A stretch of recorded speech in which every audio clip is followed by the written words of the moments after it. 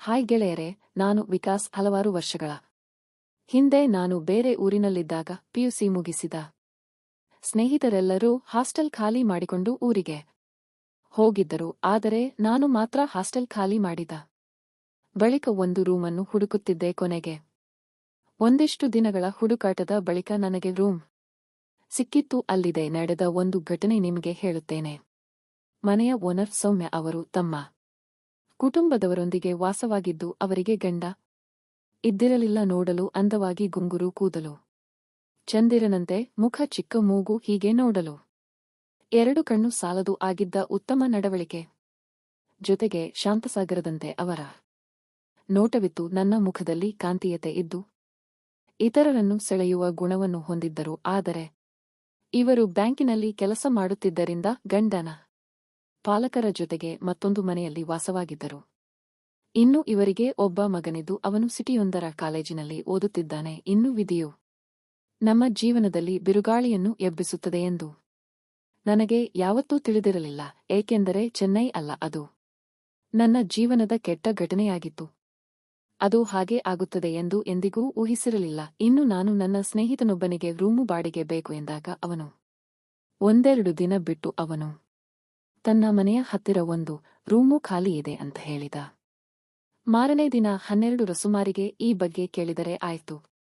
ಇವರ ಮನೆಗೆ ಹೋದಾಗ ಅವನು ಸರಿ ಬಾ ಹೋಗೋಣ ಅಂತ ಕರೆದುಕೊಂಡು ಪಕ್ಕದ ಏರಿಯಾ ಕಡೆಗೆ ಹೋದ. ಹೀಗೆ ಹೋಗಬೇಕಾದರೆ ಅವನು ನನಗೆ ಒಂದು ಮಾತು ಹೇಳಿದ್ದ. ನಾನು ಏನದು ಎಂದು ಕೇಳಿದಾಗ ಮನೆಯ ಓನರ್ ಹೇಳಿದ್ದನ್ನೇ ಹೇಳುತ್ತಾರೆ.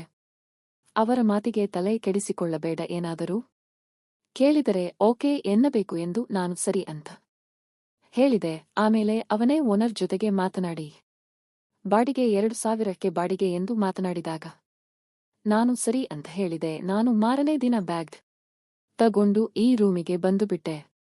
ಆದರೆ ಅವರ ಮನೆ ಮತ್ತು ನನ್ನ ರೂಮ್ನ ನಡುವಿನಲ್ಲಿ ಒಂದೇ ಬಾತ್ರೂಮ್ ಇತ್ತು. ಹೀಗಿದ್ದರೂ ಸಹ ಬಾಡಿಗೆ ಕಡಿಮೆ ಅಂತ ನಾನು ಒಪ್ಪಿಕೊಂಡಿದ್ದೆ.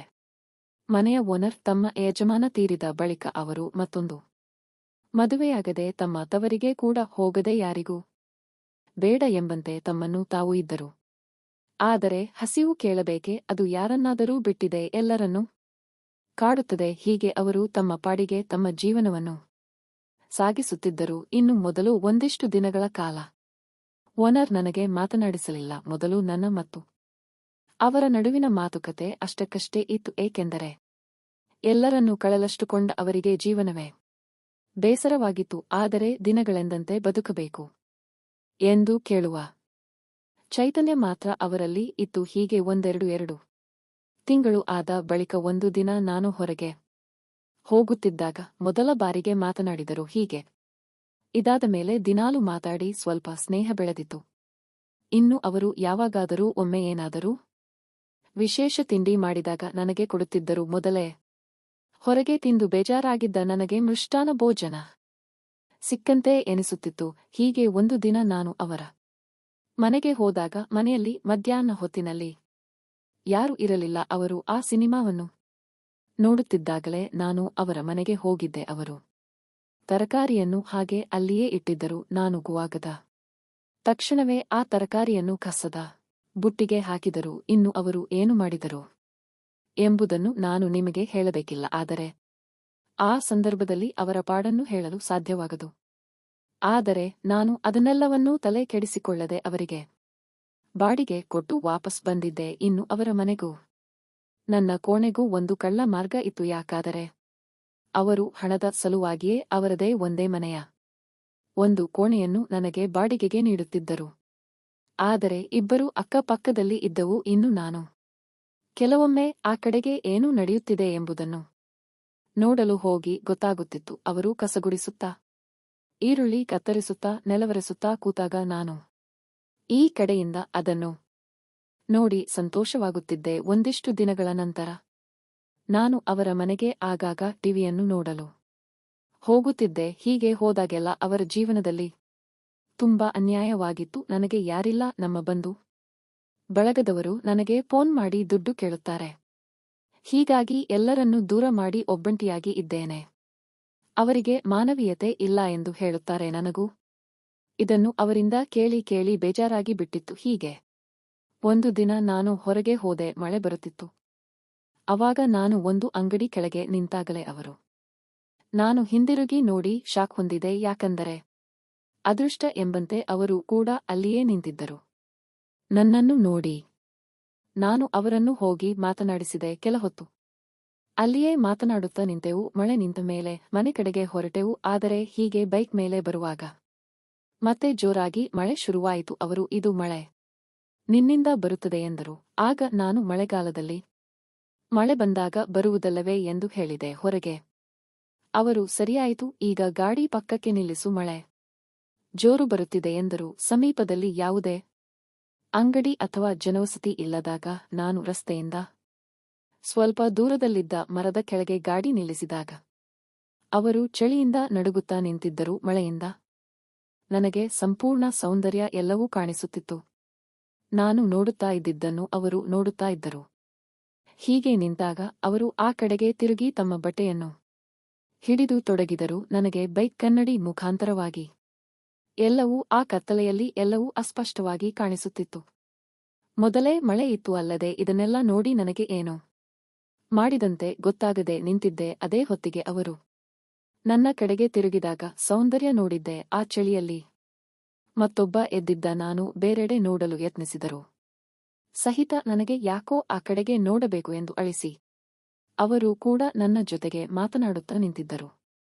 ಅದೇ ಹೊತ್ತಿಗೆ ಜೋರಾಗಿ ಸಿಡಿಲು ಬಡಿದು ಬಿಟ್ಟಿತು. ಅವರು ಹೆದರಿಕೊಂಡು ತಬ್ಬಿಕೊಂಡಾಗ ಆಗ ನಮಗೆ ಗೊತ್ತಿಲ್ಲದಂತೆ ಏಕಾಂತದಲ್ಲಿ ಸಮಯವನ್ನು ಕಳೆದು ಬಿಟ್ಟೆವು. ಅದನ್ನು ಹೇಳಲು ಮಾತುಕತೆಗಳು ಸಿಗುತ್ತಿಲ್ಲ. ನನ್ನ ಕೆಲಸವನ್ನು ಕಂಡು ಅವರು ಗಾಬರಿಯಾಗಿದ್ದರು. ಬಹಳ ವರ್ಷಗಳ ನಂತರ ಮಾಡಿದ್ದಕ್ಕೆ ಅವರಿಗೂ ಸಂತೋಷದ ಜೊತೆಗೆ ಕಷ್ಟವೂ ಎನಿಸಿತು. ನಡುವೆ ಹಾಡು ಹಾಡಿದರು. ಕಣ್ಣಿನಲ್ಲಿ ನೀರು ಬಂದಿತ್ತು. ಹೀಗೆ ಎಲ್ಲವೂ ಮುಗಿದ ಮೇಲೆ ಇಬ್ಬರು ವಾಸ್ತವಕ್ಕೆ ಬಂದಾಗ ಮಳೆ ನಿಂತಿತ್ತು. ಅಲ್ಲಿಂದ ಹೊರಟು ಮನೆಗೆ ಬಂದೆವು. ಇನ್ನು ಮನೆಗೆ ಬಂದಾಗ ಮಳೆಯಲ್ಲಿ ನೆನೆದಿದ್ದರಿಂದ ಅವರಿಗೆ ಶೀತ ಜ್ವರ ಬಂದಿತ್ತು. ಮಾರನೇ ದಿನ ಅವರನ್ನು ಆಸ್ಪತ್ರೆಗೆ ಕರೆದುಕೊಂಡು ಹೋಗಿ ಚಿಕಿತ್ಸೆ ಕೊಡಿಸಿ ಅವರನ್ನು ಮನೆಗೆ ಕರೆದುಕೊಂಡು ಹೋಗಿ ಸರಿಯಾಗಿ ಕಾಳಜಿ ಮಾಡುವಂತೆ ಹೇಳಿದೆ. ಹೀಗೆ ಒಂದೆರಡು ದಿನವಾದ ಬಳಿಕ ಅವರು ಹುಷಾರಾದರು. ಅವರು ಒಬ್ಬರೇ ಇದ್ದಾಗ ಮನೆ ಕಡೆಗೆ ಹೋಗಿದ್ದೆ. ಮತ್ತೆ ಏನಾದರೂ ಚಾನ್ಸ್ ಸಿಗುತ್ತಾ ಎಂದು ಹೋಗಿದ್ದೆ. ಆಗ ಅವರು ನಾನು ಕಾಳಜಿ ಮಾಡಿದ್ದಕ್ಕೆ ಅವರು ನನಗೆ ದುಡ್ಡು ಕೊಡಲು ಬಂದಾಗ ನಾನು ದುಡ್ಡು ಬೇಡ ಎಂದಾಗ ಅವರು ಪರವಾಗಿಲ್ಲ, ದುಡ್ಡು ಇಟ್ಟುಕೊಂಡಿರು, ನಿನಗೆಗೆ ಖರ್ಚಿಗೆ ಆಗುತ್ತೆ ಎಂದರು. ಆಗ ನಾನು ಬೇಡ ಬೇಡ ಎಂದಾಗ ಅವರು ಮತ್ತೆ ಏನು ಬೇಕು ಎಂದರು. ಆಗ ನಾನು ನಗುತ್ತಾ ಬೇರೆ ಏನಾದರೂ ಕೊಟ್ಟರೆಯಾ ಅಂತ ಹೇಳಿದಾಗ ಅವರಿಗೆ ನನ್ನ ಮಾತು ಅರ್ಥವಾಗಿತ್ತು. ಆದರೆ ಅವರು